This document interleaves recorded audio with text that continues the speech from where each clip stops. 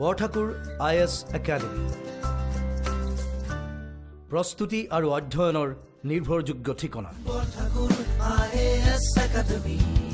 Hello everyone, welcome to the Hindu analysis for 22nd June 2021. Let us begin with the first article today. Record 82 lakh shots given in a single day.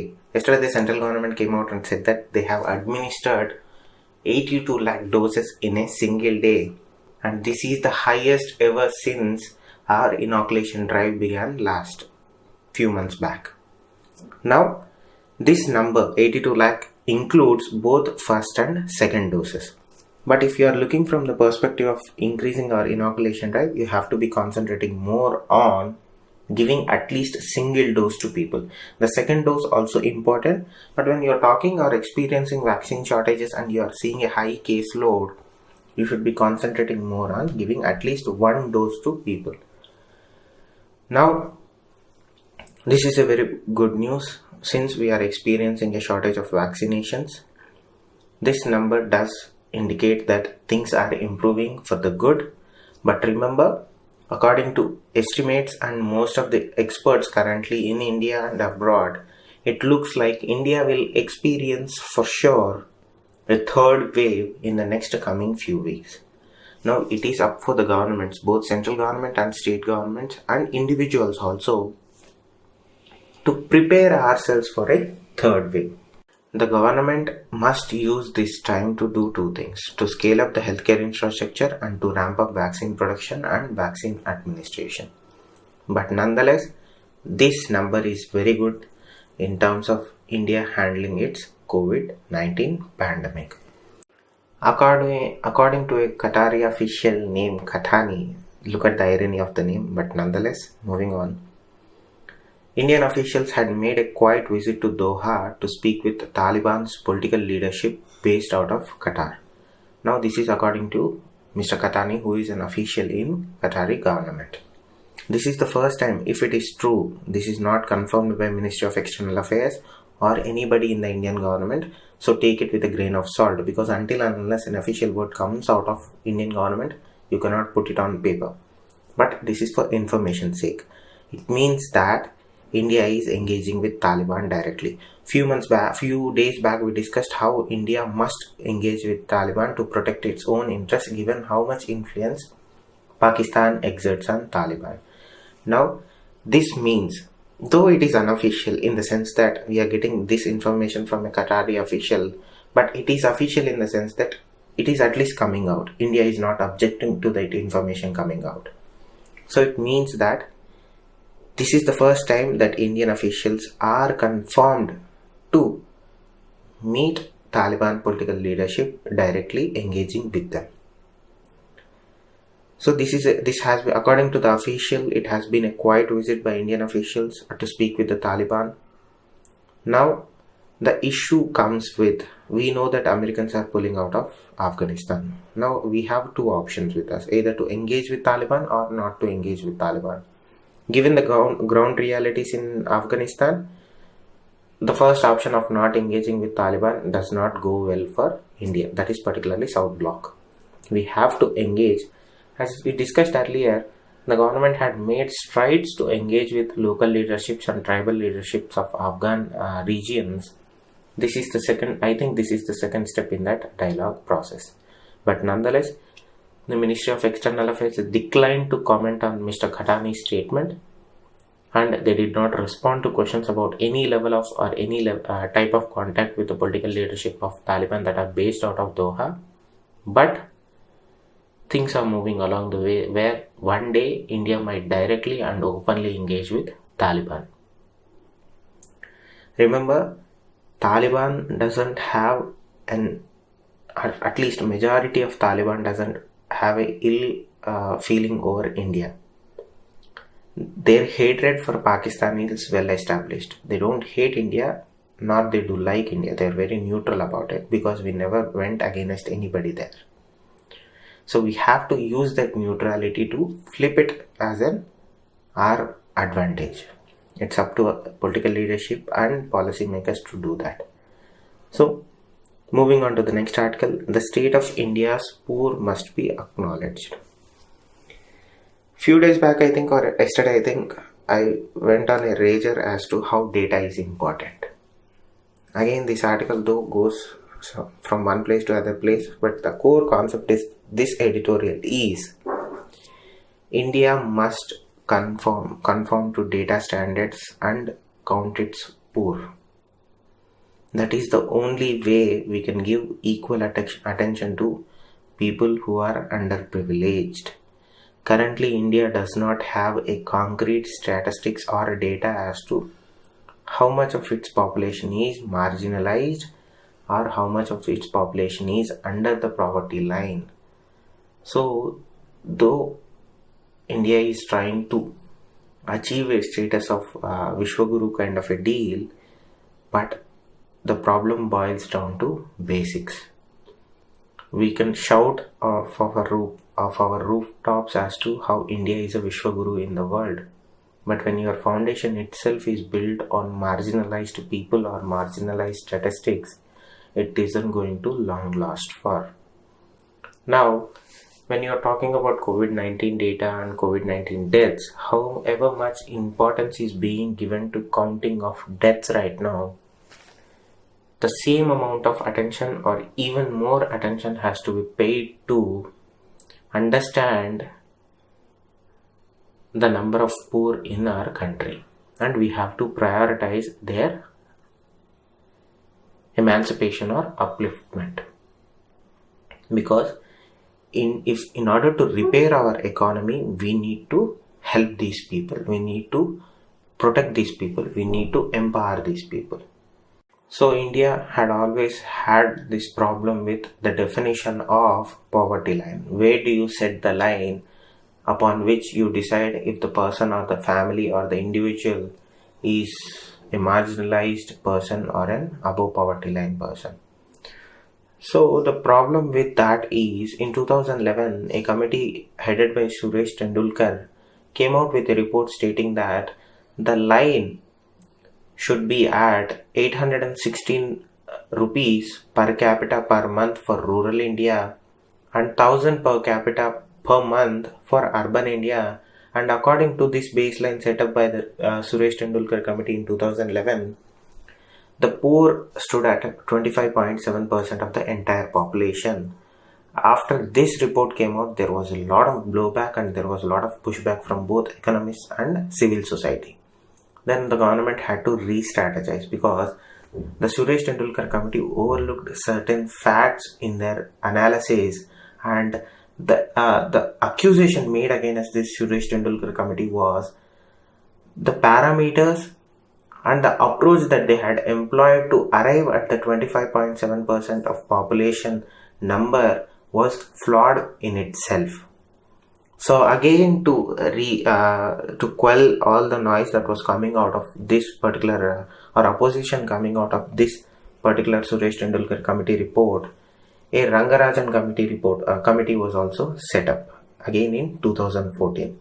Now the committee headed by C. Rangarajan went back to the basics and looked over all the things that were considered for the Tendulkar report and re-strategized, and new parameters were taken up. And again, after due considerations and deliberations, they came out with a number stating that the number of poor in India were 29.6% based on persons spending below 47 rupees a day in cities and rupees 32 in villages. Though again the Rangarajan committee experienced a lot of criticism, the parameters considered for this Rangarajan committee were better than what they were considered during the Tendulkar committee's report. But nonetheless, this increased the percentage of poor in India from 25.7 to 29.6. But there is a second school of thought that says that the number is far higher than what it is being painted here. So let us go with the conservative estimate of the Rangarajan committee by stating that the percentage of poor of Indian population is 30%. So it means that whatever the rest of the population is above the poverty line. So when your statisticians or your policymakers do not have a baseline of what is poor or what is poverty line defined objectively, the questions come when you are framing policy, right? India does not record data well. India does not hold data well. We have been consistently accused, or the government, our successive governments have been consistently accused of not collecting data honestly, or padding the data as one calls it. Then the basis for these reports is the data that was collected. So the argument says that the data that you have based your reports are flawed in themselves. Then how can you say that 29.6% of the population is poor? So that's the issue. Again, it boils down to data. Now, why data is so important? Why do I make this argument for data? See, remember, whenever you're framing a policy, you need to know whom you are framing it for. Right? Let us take an example of your own family. Let us say your mother and father are earning 10,000 rupees per month. Each earn 10,000 rupees per month. That makes 20,000 rupees for your family. You are a family of 4 people. Right? Both your mother and father know how much they are spending so that they can save up a little bit of money. They know that your school fee, your college fees, your school fees, or your food, or whatever goes, they calculate that 5,000 out of 20,000 goes for your food and needs, 5,000 goes for the rent, 2,000 goes for the utilities, and 3,000 goes for travel expenses. So that is 15,000 out of your monthly earnings. You have 5,000 with you as savings. So without knowing how much your expenditure is, you cannot save any money. How do you know how much your expenditure is, or how much are your savings? That boils down to data. You know how much you are spending, how much you are earning, and how much of that spending goes to which aspects of your life. And then you arrive at the concept that yes, my spending is 15,000 out of 20,000 earnings, leaving 5,000 for savings. So data, in every day you use data to take decisions. Without that, you cannot have clarity of decision. You cannot take a concrete or a common sense based decision. So if that's the case for a family of 4 that is earning 20,000 rupees monthly, what should be the what kind of priority should be given to data when governments are taking the decision? And that too, at the end of the day, not 4 lives but 40 crore lives are dependent on it. That is why I try to make that argument for data. Data is always important. You cannot, I might be repeating here, but nonetheless, the argument of recording data is so well established and so concretely proved by practical implementation of good data being used to come out with good policy. So let me give you an example. So whenever the government frames this policy of loan waivers, every year the governments, both central government at certain point of time, in most cases state governments come out in their election promises stating that we are going to write off loans at this point of for a particular amount. Let us say 5 lakh loan will be written off, a 10 lakh loan will be written off, and a 2 lakh loan will be written off.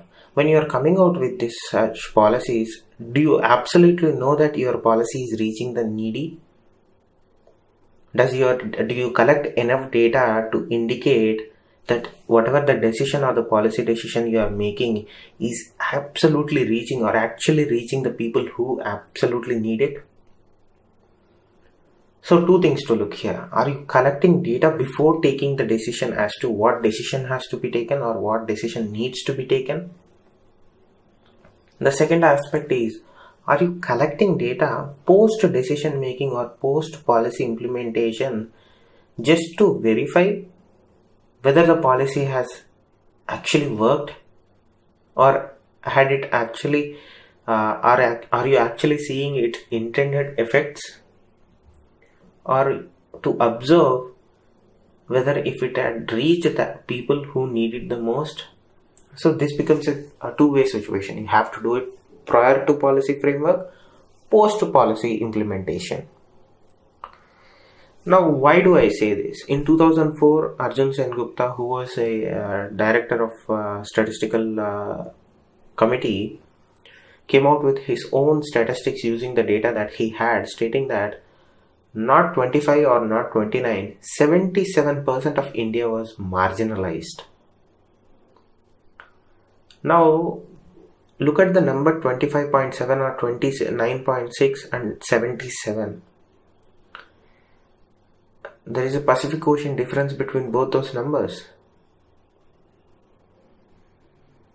Let us take at the numbers given by the Suresh Tendulkar committee and the Rangarajan committee themselves. One says 25.7, the other says 29.6. That is a 4% difference on and off. 4% is thousands of crores of people in Indian population terms. And imagine the number if it is, that is between 29.6 and 77%. That number is far huge than what we are being thrown at. So in order to address our economical situation in India right now, to prevent further marginalization of population that is already marginalized, we need to be authentic and honest about how we count poor people. And that is why data such as counting what constitutes the below poverty line population honestly is important when you are framing a policy. That too, when you are framing a pan-India policy for a country like India, you cannot do that blindly. You have to know what are your target group of population is. That is why data becomes important. That is what I wanted to highlight in this particular editorial. There are certain other aspects, but let us be clear as to where we undercount our poor. You can undercount any other aspect of our society, but never undercount the poor in our country. Because when that number itself is skewed, whatever the policy or whatever the number you build based on that false number is not going to give the desired or intended effects of the policy that you are framing. So our realignment of our strategy or understanding or approach to data itself should begin with preventing or stopping undercounting of our poor in our country. Moving on to the next article, a perpetual war started by America. Now, according to this article, there are 4 inherent problems in American strategy. 1, instead of supporting the Afghan government for whatever reasons, it may be external, internal or domestic political situations, America forced the Afghan government to engage with Taliban instead of supporting the Afghan government. Number 1. Number 2, when you are pulling out of Afghanistan without a proper peace deal in place, see, the agreement for bringing peace that Taliban signed in Doha is not even remotely in operation right now. Because the day that they signed, I think it was in February 29 of 2020 that they signed, not even the Afghan government, US and Taliban signed the Doha agreement for bringing peace. The cases of Taliban linked violence has gone up sharply in Afghanistan. Their own intelligence agencies, American own intelligence agencies, who are one of the best in the world, are saying that Al-Qaeda still operates from Afghanistan. What was the reason that America went into Afghanistan in the first place? To defeat Al-Qaeda or to weed out Al-Qaeda. Then they shifted it to toppling Taliban. Then they shifted it to sowing the seeds of democracy in Iran, subsequently Afghanistan. After this many years, the Taliban has been the strongest even before earlier American invasion of Afghanistan.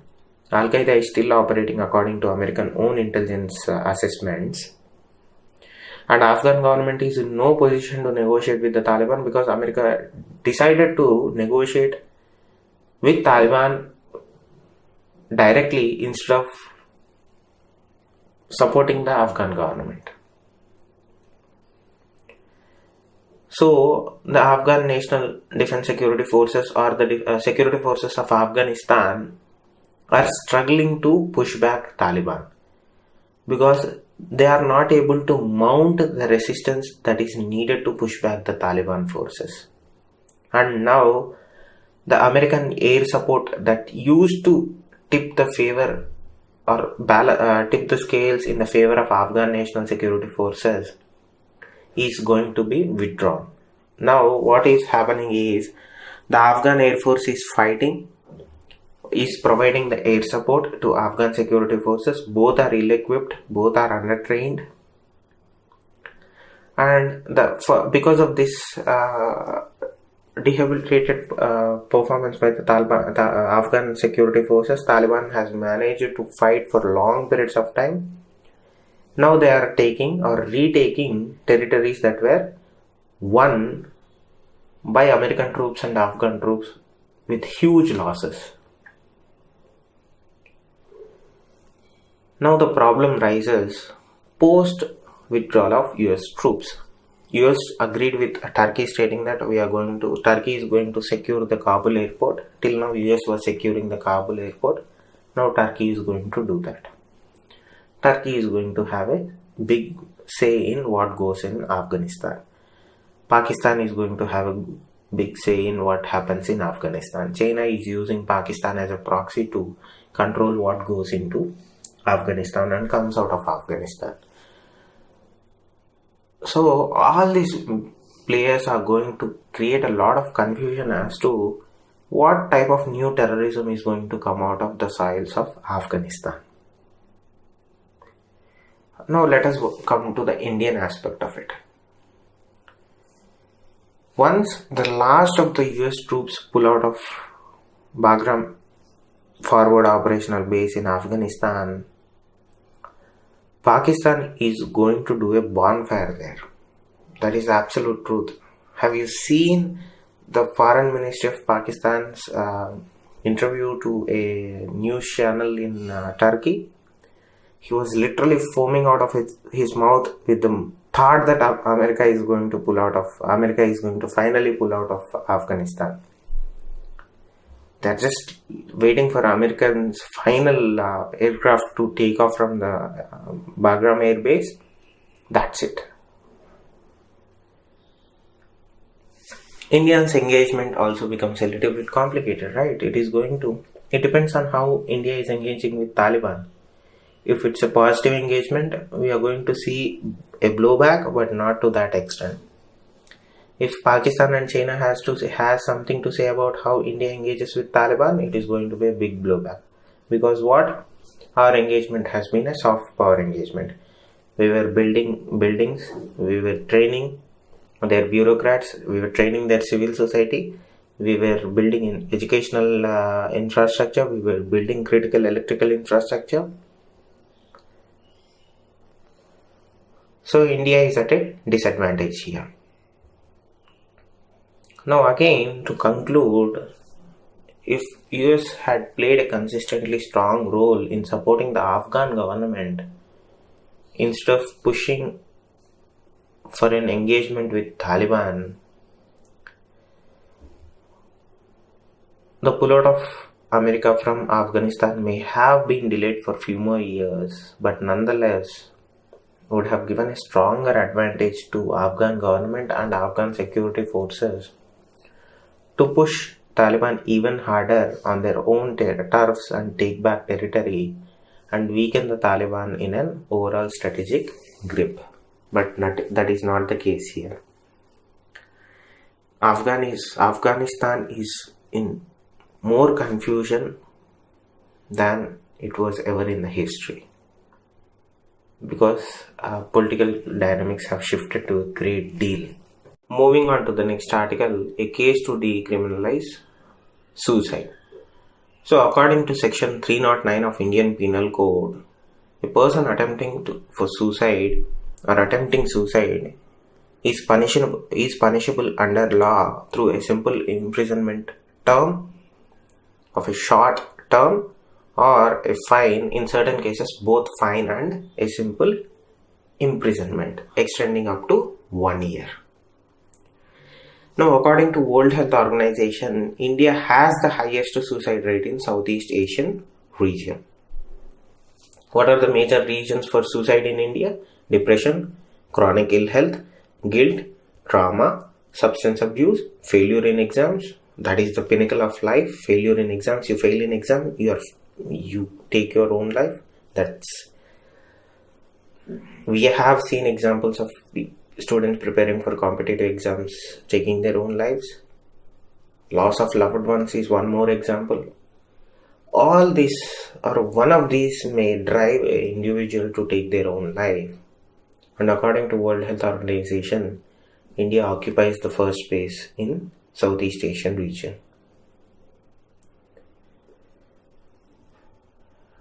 India has this problem of not being able to openly discuss mental health issues.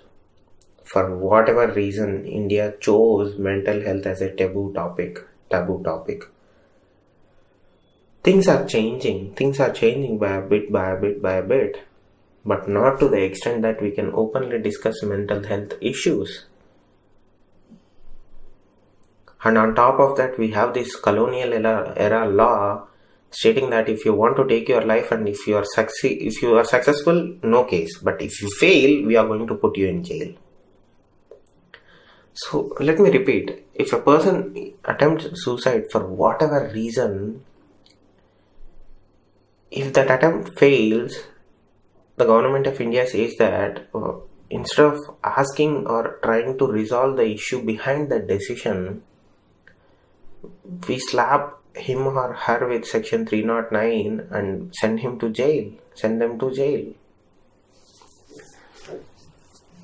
Even the law that we based it on the British law, right? Colonial law. They themselves had repealed similar provisions from their parliament, from their constitution, from their law. Why is India failing to do that? We need to address the core issues of these problems. Because in India, a large percent of or a certain section of society does suffer from mental health trauma and mental health illnesses. We need to give them reformative treatment rather than deterrent punishment. Sending them to 1 year jail is not going to help their mental status. I think it is going to make it worse actually. In 1972, we tried to repeal Section 309 for the first time. There was a bill that was introduced to repeal Section 309 in Rajya Sabha in 1972. It failed to pass in Lok Sabha because the House was dissolved. It did not pass because it was a technicality issue.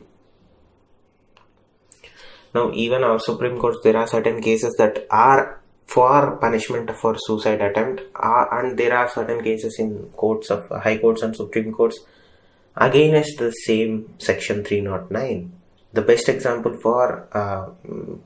to show how Indian courts observe this or how they are against Section 309 in Chenna Jagadishwar versus State of Andhra Pradesh and in Ratnam versus Union of India 1994.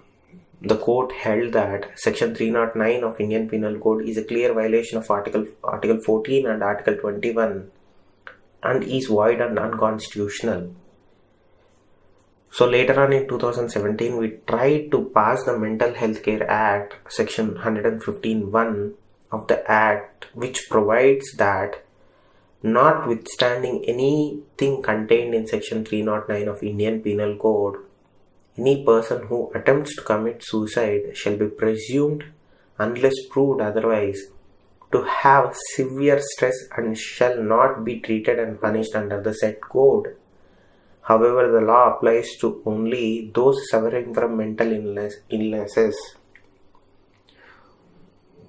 it means that the presumption here is that severe stress in case of attempt to die by suicide is a problem. Severe stress is not only the cause for somebody to attempt suicide. There are hundreds of other reasons that may drive an individual to take their own lives. Now what we need right now is we need to adopt a reformative stance. We need to rethink our entire mental health strategy, policy, and whatnot. And we need to come up with a permanent solution and at the same time repeal Section 309 from Indian Penal Code. So if you are, so particularly let us talk about you. You are preparing for competitive exams right now. You may be under a lot of stress. So talk to somebody, reach out to somebody, take a break. Okay? So that is my suggestion to you. You have been preparing for last 6 months or 1 year or 2 years. If you feel stressed, just close the computer, shut out, close the books, or go for a walk. Take a break, take an hour break, take half an hour break a day, and then come back and study. You don't need to pressure yourself, right? If you do it daily, you'll succeed. You'll become an officer. You'll become a government employee. You don't need to get worried about it. That's my suggestion. Don't get stressed. Moving on to the next article, Yoga Day, a ray of hope amid COVID-19. So pick up yoga. If you haven't done yoga, start doing yoga. It gives you a lot of clarity. So yesterday was International Yoga Day, celebrated worldwide. And this is the 7th International Yoga Day. And the reason that I brought this was we launched a new application called Yoga application in collaboration with World Health Organization.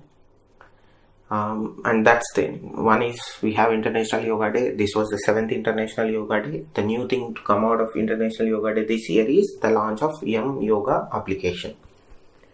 Moving on to the next article, Army to get indigenous light utility helicopters in December 2022. The Army currently is facing a severe shortage of light utility helicopters with the aging fleet of Cheetah and Chetak helicopters. The light utility helicopter is an indigenous helicopter developed by Hindustan Aeronautical Limited of India. Now the idea is to replace these old helicopters with the light utility helicopter. In the right picture you are seeing, the bottom one is the Cheetah. The top one is the new version of the light utility helicopters. Last year you may have heard the news that it successfully completed its trial run at Siachen Glacier and deserts of Rajasthan. Now Army is set to receive the first batch of 6 light utility helicopters by December of 2022. Moving on to the next article, CDS to chair meet on theatre commands. Now, as we discussed earlier, theatre commands are an integral part of India's new defense strategy to elevate to the multi-domain operation level in the war field. Now, after conducting extensive studies, India had decided to create 4 theatre commands in the first phase. In the second phase, they are going to add 2 more theatre commands or 3 more theatre commands, taking up the number to 6 or 7 theatre commands. Now, as I said earlier, the problem is the lack of consensus between 3 armed forces, Air Force, Navy and Army. The CDS, though successfully created, there are a lot of structural issues that had to be addressed between the 3 forces or tri-forces themselves.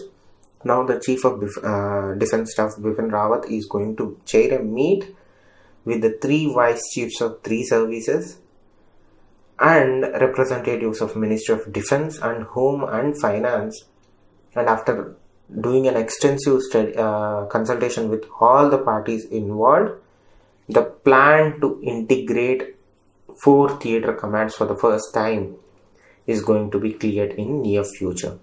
Moving on to the next article, receive for nuclear talks rules out Biden meet. So we know that Iran has elected a new president recently through an elections that are contested by majority of Iranians themselves. But nonetheless, Iran has a new president in Ebrahim Raisi.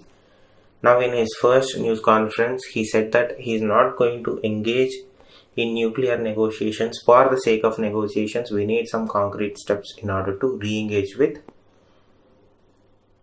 the grouping P5+1, that is Permanent 5 plus Germany, to sort out any outstanding issues with the nuclear deal. He also said that he is not going to meet President Biden, and as far as the resumption of diplomatic relations with Saudi Arabia, he said that there are no obstacles in place to resume diplomatic relationship with Riyadh and opening embassies in other parts of the countries with other countries. But nonetheless, there are certain things that have to be taken care before we get to that point of situation. Now, the problem with the nuclear talks right now is Iran is saying, or Iran is suggesting America to pull back all the sanctions that were imposed by America during Trump's presidency. Trump pulled out of nuclear deal, stating that is the dumbest deal that they have seen in history, and he pulled out of the deal and reimposed many sanctions and ramped up sanctions to a great level on Iran. As a result of it, the already fragile Iranian economy took a big tumble and is at certain point of time, currently is at a point of inflection where recovery seems highly unlikely. Now he is saying that first remove the sanctions that were imposed during Trump presidency, then we'll talk about nuclear deal, or at least we'll start negotiations on a good terms. As far as the impact on India, as I said, nothing might change. Things are going to be the status quo as they are right now. But nonetheless, Iran has a new president. Moving on to the next article. Center moots ban on flash sales on e-com sites. So to monitor deep discounts that are offered on e-commerce platforms, the government on Monday proposed changes to Consumer Protection Rules 2020, banning all flash sales from henceforth.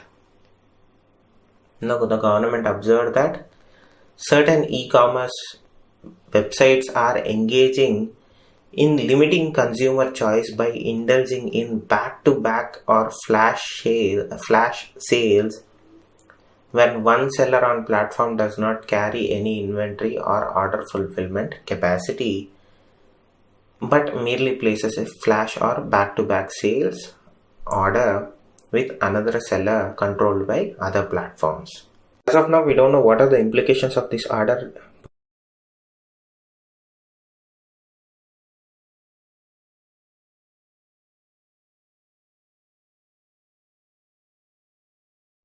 Investigation initiated into Amazon and Flipkart for their policies and their actions against the law, competitiveness law. This is the second or third step in this direction towards controlling e-commerce platforms in India. They have been accused of hitting small sellers on their platforms and favoring few, and that accusation is big, and there has been a lot of pushback from small sellers all around the world, stating that Indian government needs to control e-commerce platform and protect the interests of small sellers. But we have to see, because the order itself is not clear as to what it is preventing and what it is allowing. We have to wait few more days for the clarity. Thank you. Stay safe. Borthakur IS academy প্ৰস্তুতি আৰু অধ্যয়নৰ নিৰ্ভৰযোগ্য ঠিকনা। Borthakur IS academy.